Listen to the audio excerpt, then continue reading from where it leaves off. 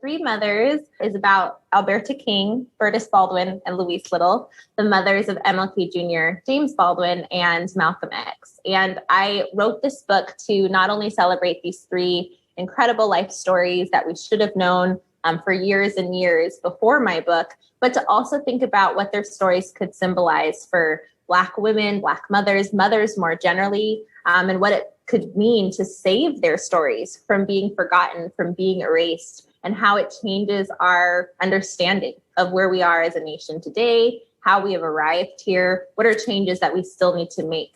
That's great. I mean, I think in reading it, you can feel how really lovingly you put all of this together and did this research, and the attention that you put to this really comes through in the finished product.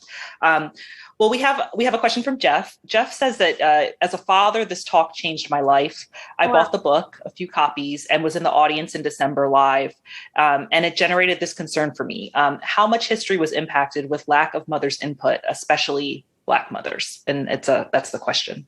Ooh, it's a big question. First, thank you, Jeff. I really appreciate that. So much of our history, we are missing these stories. And the feeling that you felt in being in that audience and that I felt in uncovering these stories and every piece of the puzzle that I found that just really, shocked me that we didn't know these things already, and infuriated me and really caused me some deep sadness, because I realized how many more stories we're missing so many. And of course, not everybody's going to be famous. Not everyone's going to have a book written about them, but it's very, very unique, this erasure of Black women's contributions. It is very intentional. Like I said, with Hidden Figures as an example, why would we not know that Black women were the mathematicians, called the computers behind a space launch? That is critical information for our history.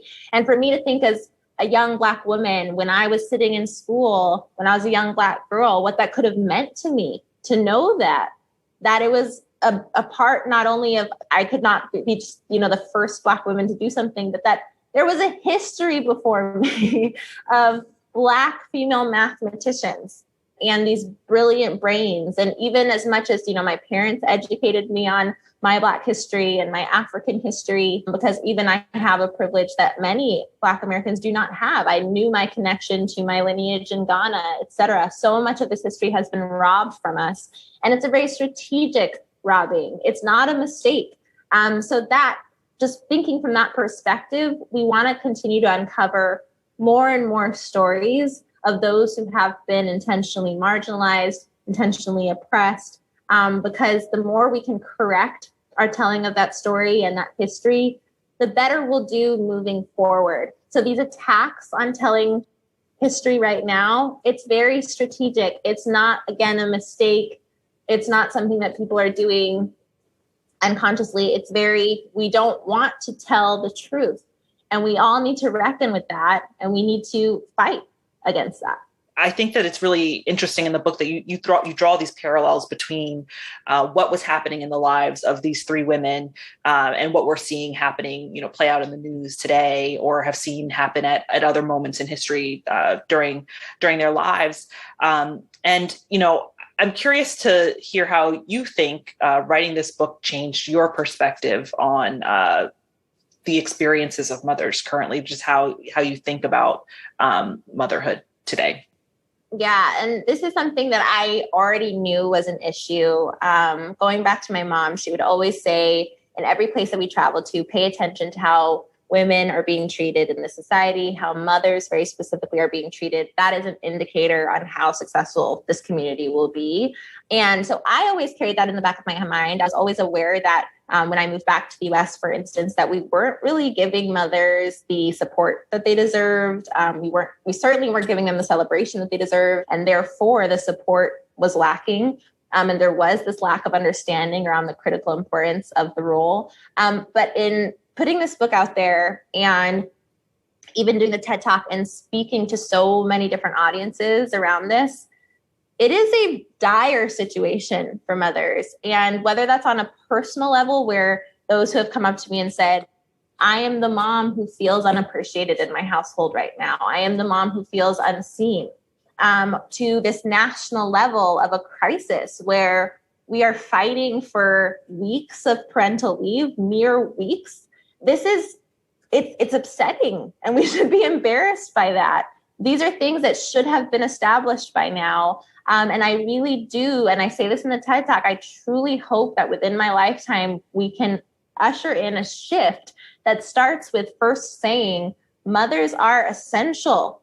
We need mothers to be supported because they are holding so much of our lives together, our society together. Stay-at-home moms are performing some of the most important work in our country, and we are devaluing them. And not only that, we are making them feel bad about what they are doing.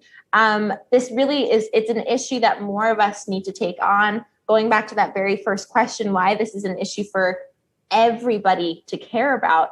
And it sounds obvious, but we shouldn't have to say that if mothers are dying in a maternal health crisis, one that is exacerbated for Black women, the Black maternal health crisis is alarming. But generally, the maternal health crisis in the US is terrible. It shouldn't be this way. Mothers of all races are dying more than they should be. We need to pay attention to that. That's not only bad for mothers, obviously. It's not only bad for mothers if they have to walk away from their job during the pandemic because there were no supports in place to catch them. It's not only bad for mothers if they have to choose between being a mother or making money for their family. That shouldn't be put on their shoulders. There should be supports in place. We should have affordable childcare. We should have universal preschool. All of these things that impact mothers have ripple effects for the rest of us. So yes, it opened my eyes to just how alarming and how critical the situation we're currently in. Even though, again, my mom raised me to know all of these things, through doing this work, I've just now been kind of awoken to the need for people to open their eyes right now. And Watson has a question that actually kind of piggybacks on this, more than just thinking about how we can gain access to these stories. They want to know, what do you feel is the most effective way we can, as a people, change the narrative around Black women? If you have any specific examples, which I know you share some in your talk, they ask, how can I personally be involved in this work of changing this narrative? Great question. And there are levels to this. I would say definitely understanding the history of how Black women have been treated is very important. So again, it's a shameless plug, but read the book because I talk about not only these three women, but again, many of the goals that I had. One of them also was to explain tropes like the mammy and the matriarch trope and the Jezebel trope and the welfare queen and the strong Black woman trope, what all of these have meant in American history and what their intention was. And that is to say that anything Black women were dealing with was their own fault. That with the mammy trope, that we didn't deserve necessarily to be compensated for work that we were doing, that we deserve to stay within domestic work, and that we shouldn't necessarily be paid what that work was worth because we liked it, that we were happy to be the mammy, the Aunt Jemima who was smiling and wanted to serve her white family more than her own. The matriarch trope, that Black families have been separated from each other not because of systems that have made it so that, mass incarceration or so many other things that I could mention, but instead because Black women were emasculating their men. Or the Jezebel trope, that justified sexual violence against Black women because that's what Black women wanted. They were more promiscuous. Even the welfare queen saying Black women are having children just to make money. So you have to understand this is a very long, ugly,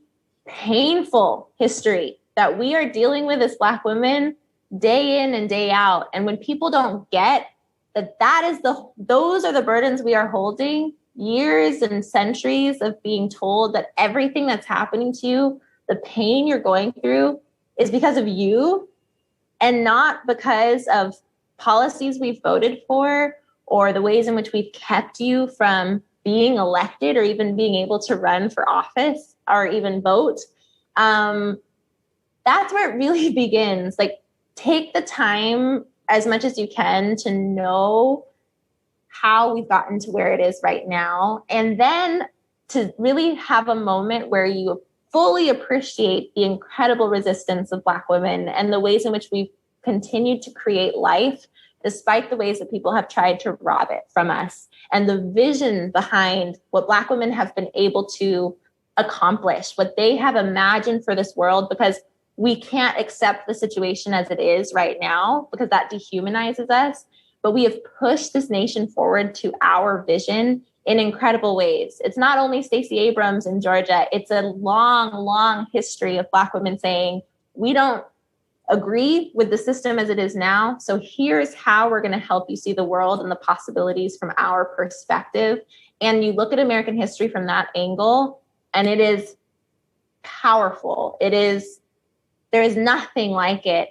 And therefore, you better understand why we should elect more Black women, why we should vote for them to help usher our country and continue to do it, but with even more support and even more backing, because without that backing, without that support, when Black women have been erased and misrecognized, misrepresented, we have still created incredible change. So now we're asking that we be heard, we be listened to, and that our energy no longer be spent on explaining how we got here, but instead on how we can do whatever's next and whatever's possible. So a kind of combination of try to learn our history, support us as leaders, put those tools in our hands as much as possible, trust us, hear us, believe us, and also stop wasting our time on the need to explain the extra when that's work that we can do on our own. That kind of brings me full circle to my research thing around, I didn't reach out to the family until I'd done my part.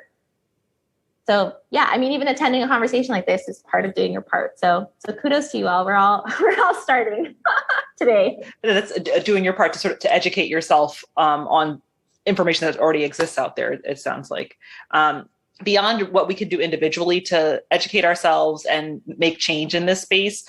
What can we expect from our government, to do more on a national scale, and then even thinking globally, what are some things that you would like to see so that we change the way that we as a culture think about Black motherhood? For this one, because I'll give a quicker answer than I have in me, because you can tell I like to talk and I can go for a long time.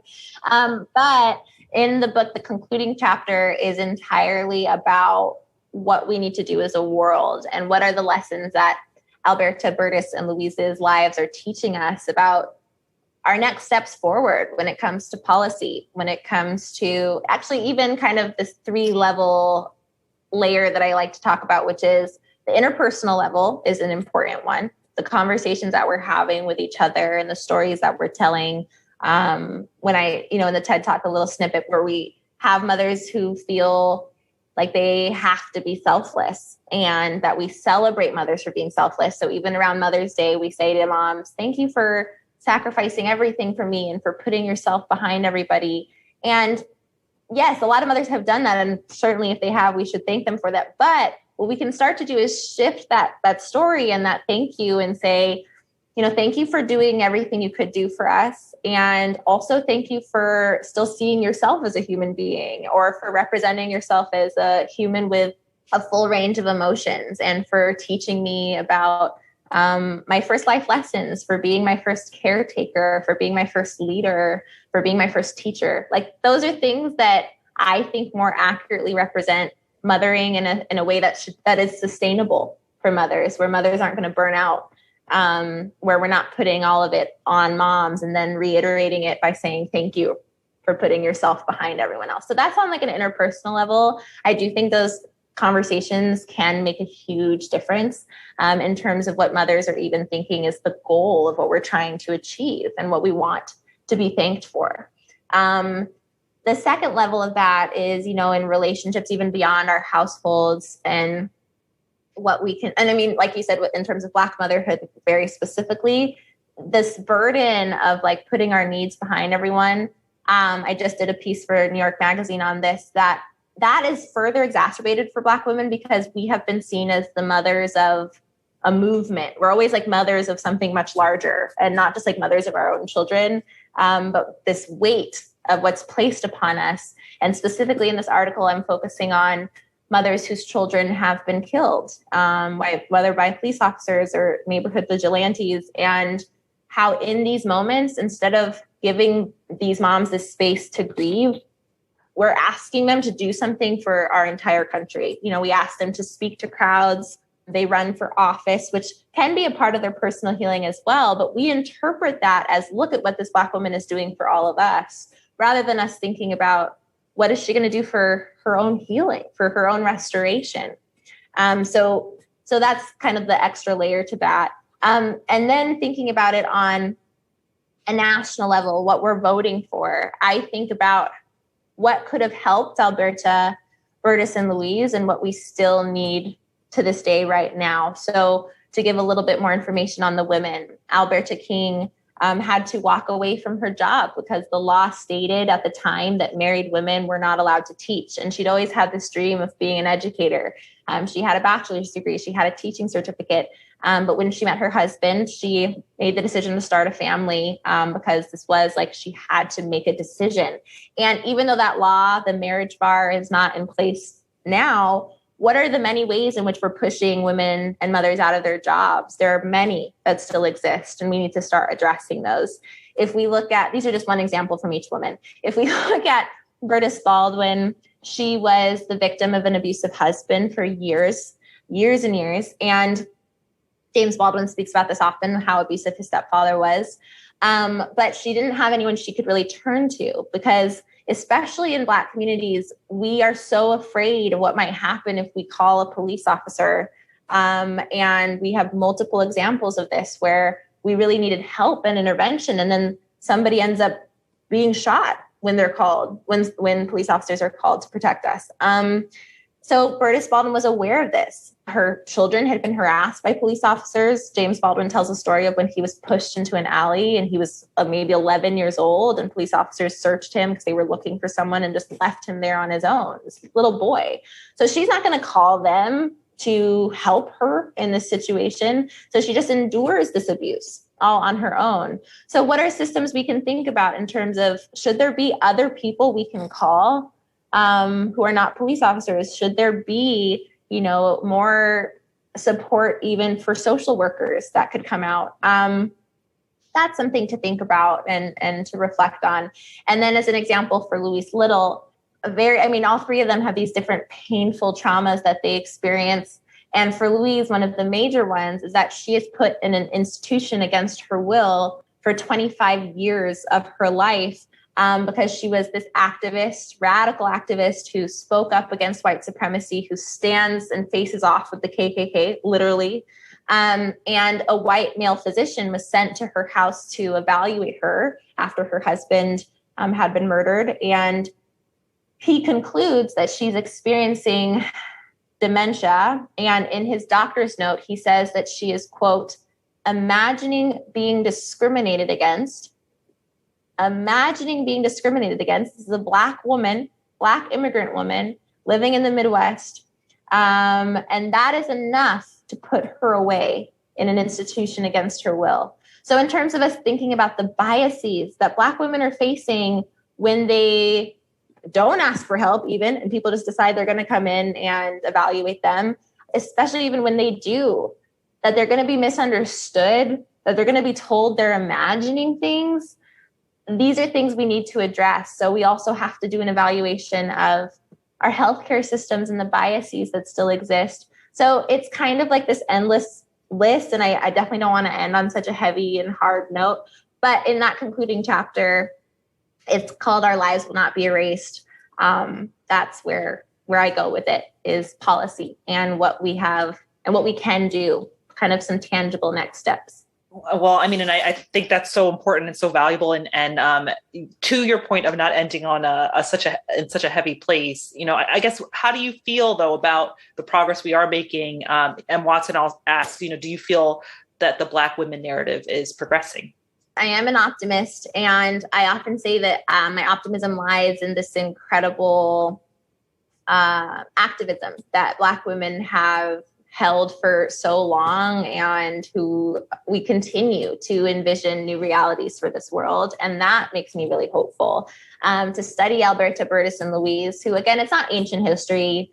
Bertus passed away in 1999. Louise passed away in 1991. So this isn't like ancient history, but they did face a lot of things that I no longer face as a result of their work and a result of what they were able to accomplish and how they taught their children to accomplish these things and change the world. So I'm not the kind of person who thinks we are stuck and there is no forward progress that we've made.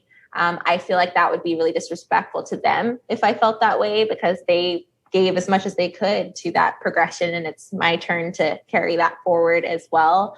But what I do hope is that more people join us in this, and that Black women are not continuing to have to do this on our own, that more people will be aware of history. I sound like a broken record, but be aware of history so that we can move forward, and fight anything that tries to keep us from telling accurate and full representations of our country's history. Because I think if we're aware of it, then we won't want to repeat it. And we have more people who will want to be allies in this fight.